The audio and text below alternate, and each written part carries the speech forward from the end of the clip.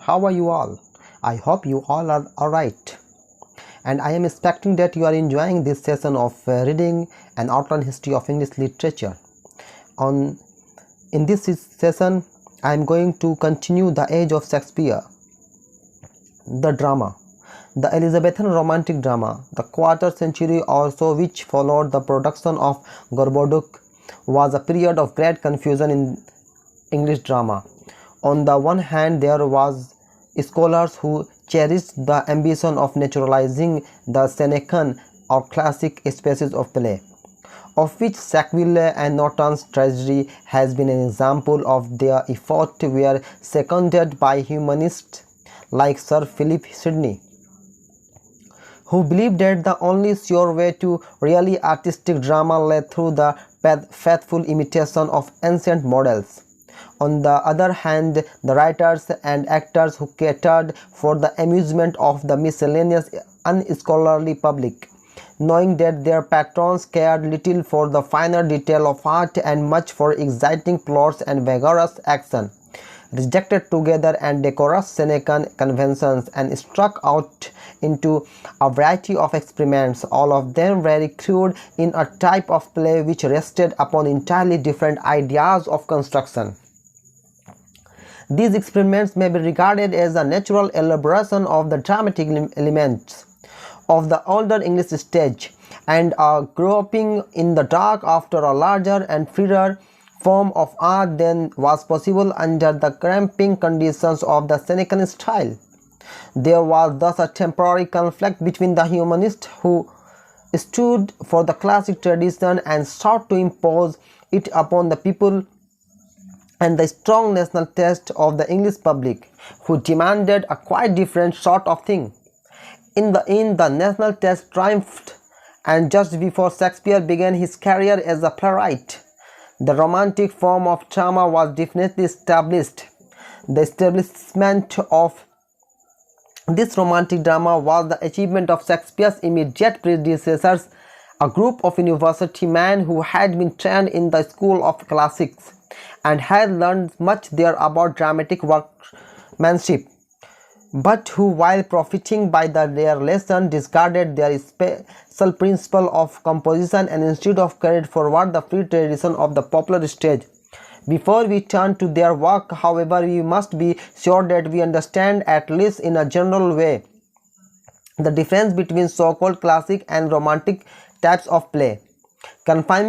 Confining our attention to the points which immediately concern us here, we may epitomize the principle of classic drama under three: adhered rigorously the unity of subject and tone, and as a result it kept the spheres of tragedy and comedy entirely separate.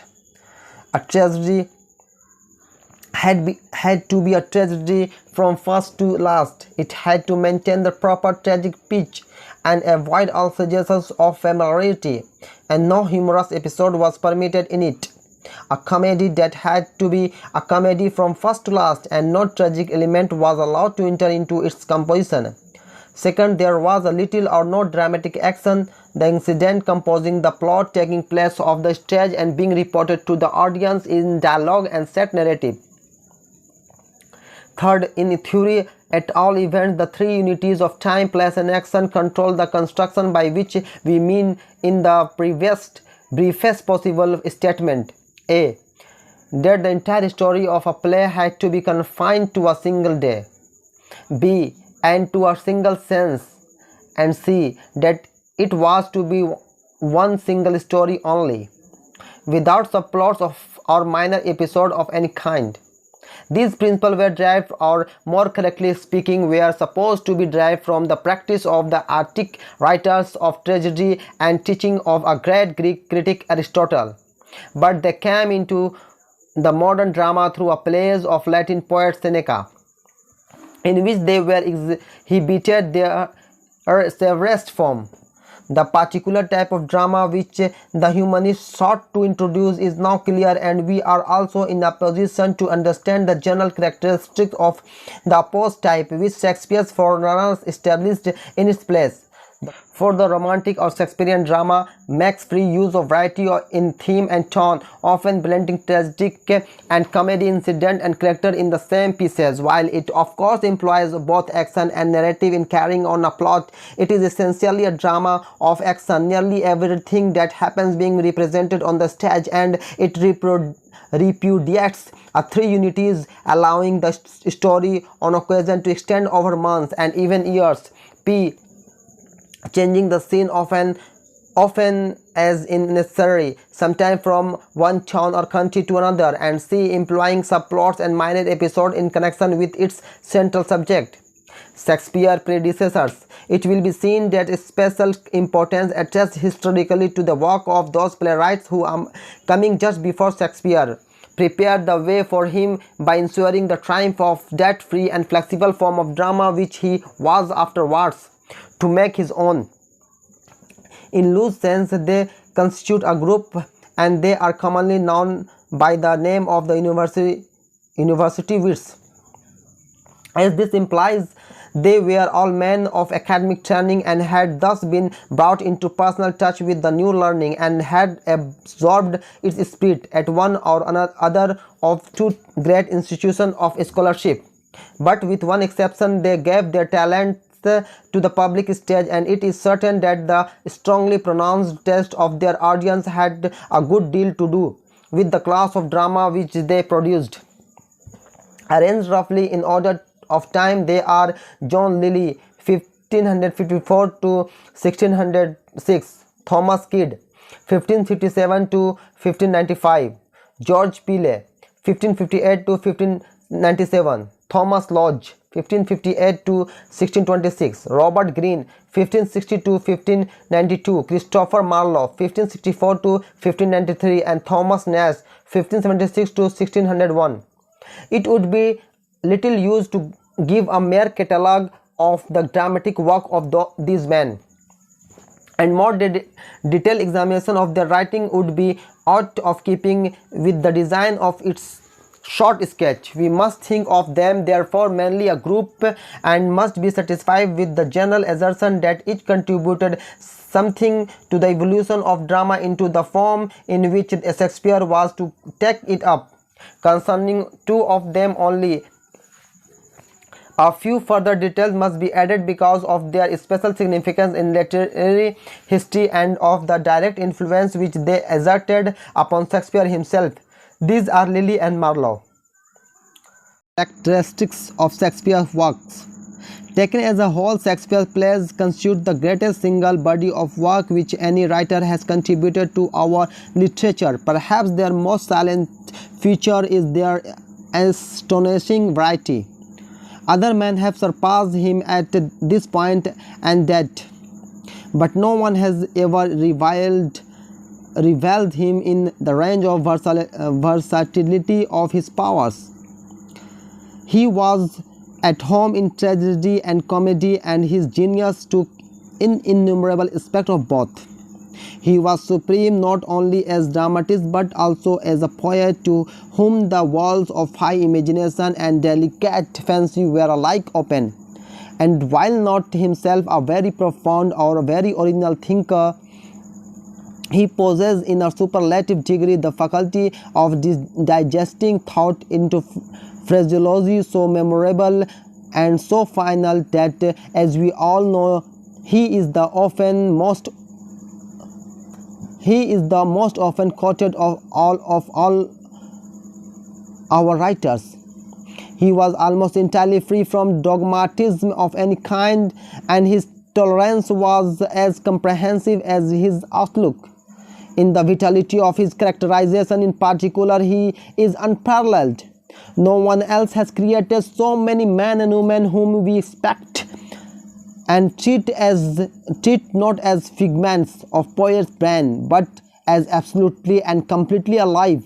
His unique commands over the resources of language must also be noted. His vocabulary is computed to run to some 15,000 words, while that of Milton contains scarcely more than half that number.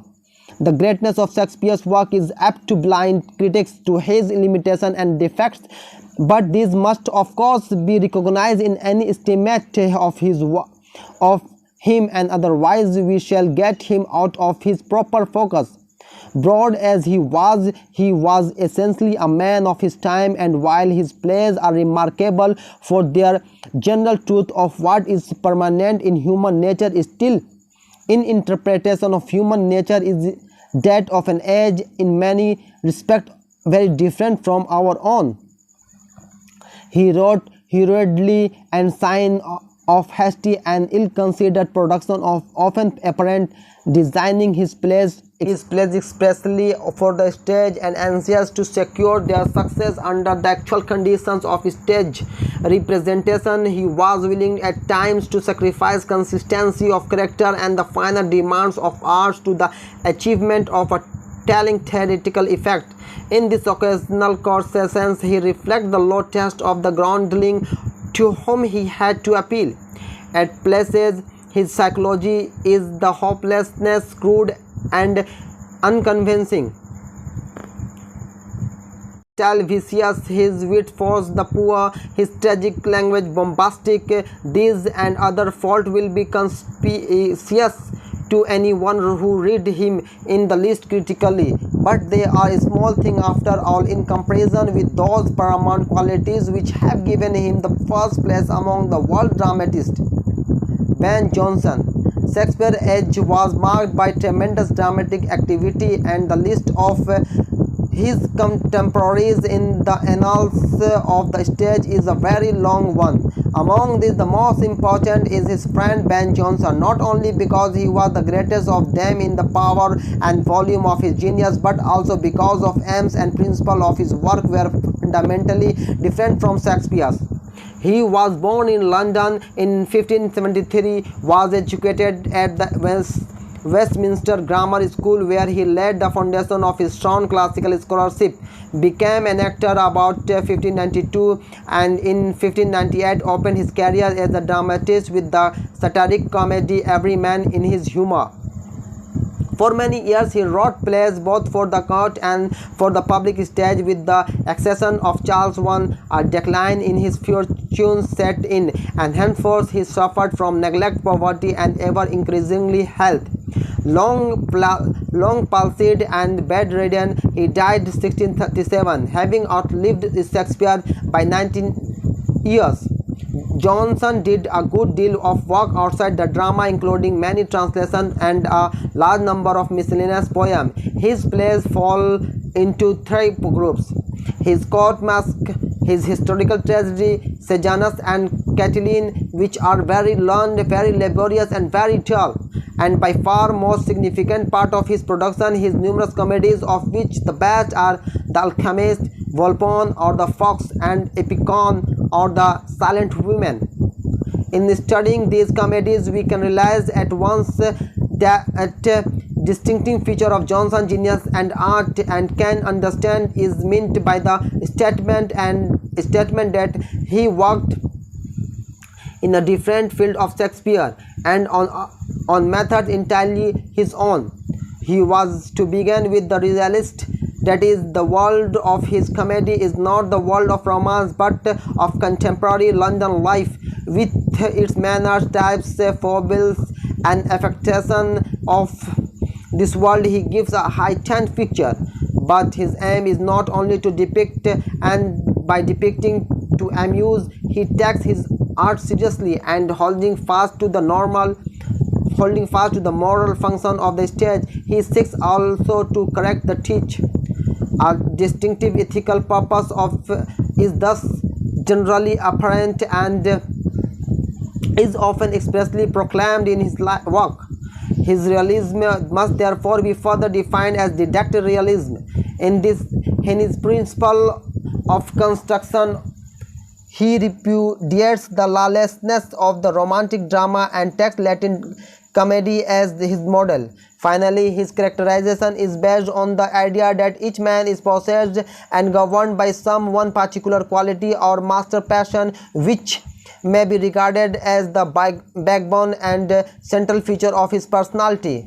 Johnson accordingly seizes upon his master passion or humor, as he calls it, and makes a whole character out of it, with the result that his men and women are not complex individuals like Shakespeare, but rather types. While reverting to the old morality method, he often labels or tickers them with names which at once indicate their special humors, as for instance dull, pertinax, surly, sir, epicure, mon. In Johnson's comedies, intellectual predominance, they are products rather than learning, skill and conscientious effort than of creative power, and though astonishingly clever and rich in detailed pictures of life of the time, they are heavy and wanting in spontaneity and charm. Historically, however, they are extremely important, for Johnson was a real founder of what is known as the comedy of manner, and his influence on succeeding dramatists was very great. Other dramatists of Shakespeare's age of the crowd of leisure playwrights whose work extends from the time of Shakespeare's prime to the close of the period, I will name only a few who may be said to occupy for. John Webster was the dramatist of somber cast of genius and great power, though his morbid love of the violent and the horrible led him too often to sheer sensationalism. His White Devil and Duchess of Malfi contains scenes of tragic passion unrivaled outside Shakespeare. In John Ford, a similar tendency toward repulsive subject and unnatural emotion is apparent, but his pathos gives a distinction to his best work, like The Broken Heart. The names of Francis Beaumont and the John Fletcher are always associated, and they did much work in collaboration, though Fletcher continued to write with great influence for the 9 years between his partner's death and his own. Their moral tone is often relaxing, their sentiments strained, and their characterization poor, but they have many redeeming features, and such plays as Philaster, The Maid's Tragedy successfully challenge comparison with anything in the romantic drama outside Shakespeare. Philip Messigner, a ready writer in various styles, reached a high level in his comedy A New Way to Pay All Debts.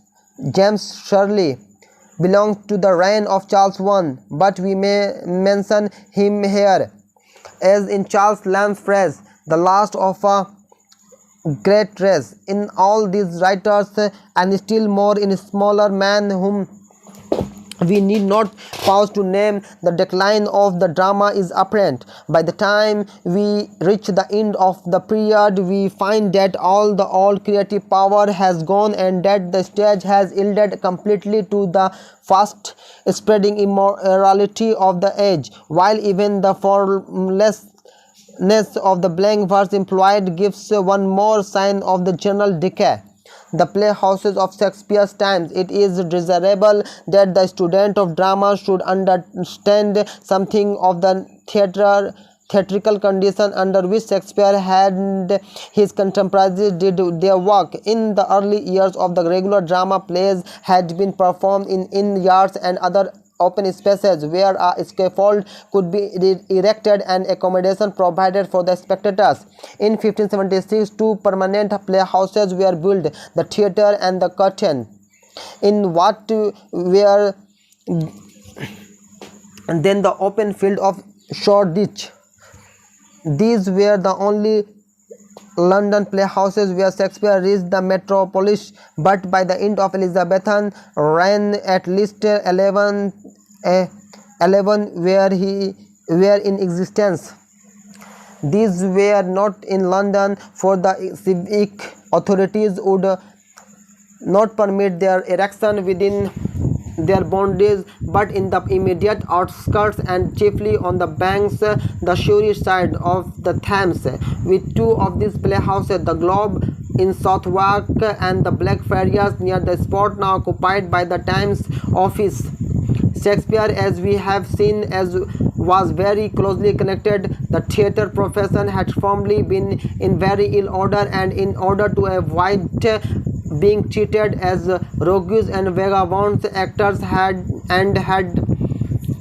been forced to obtain license from peers and other influencers, patrons, and to enroll themselves in companies as their servants. Thus we read of Lord Leicester servants, to which company Shakespeare belonged, of the Lord Admiral servant, the Queen's players, and so on. The playhouses were very small, were round or hexagonal, and were mainly of woods. There was nothing in the least luxurious about them, either in architecture or in appointments. The stage and the boxes, or rooms as they were called, were roofed in which thatched, but the rest of the building was open to the sky.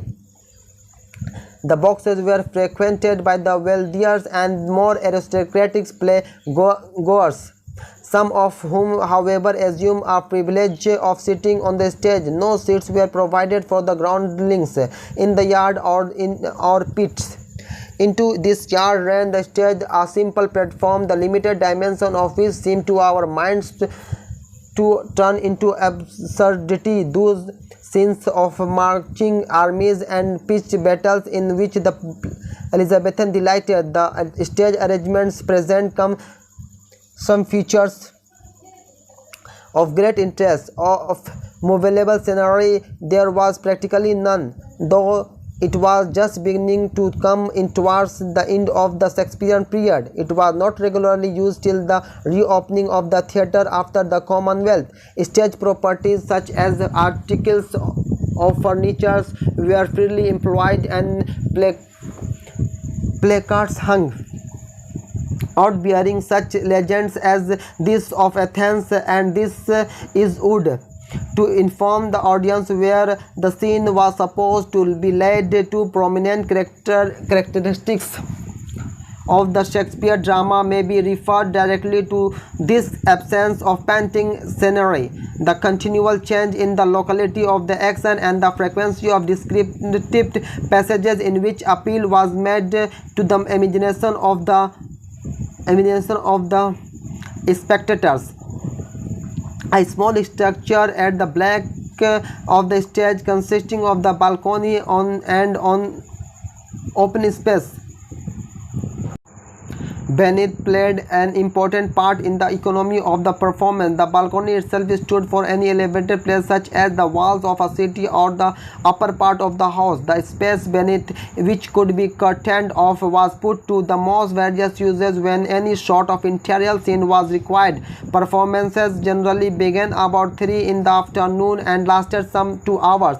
There is every reason to believe that the art of acting was brought to high pitch of perfection, but there were no actresses on the Shakespearean stage, women's parts being taken by boys and young men especially trained for the purpose. These boys actresses must have been clever, and even after the Restoration, women began to appear on the English boards, where there were those like the diarist Pepys who regretted the change. But it is difficult for us to think that Shakespeare's heroines can ever been quite adequately interpreted by such male performers.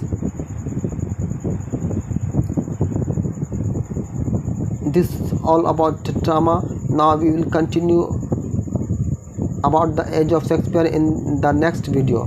Thank you for watching, and don't forget to like, share and subscribe.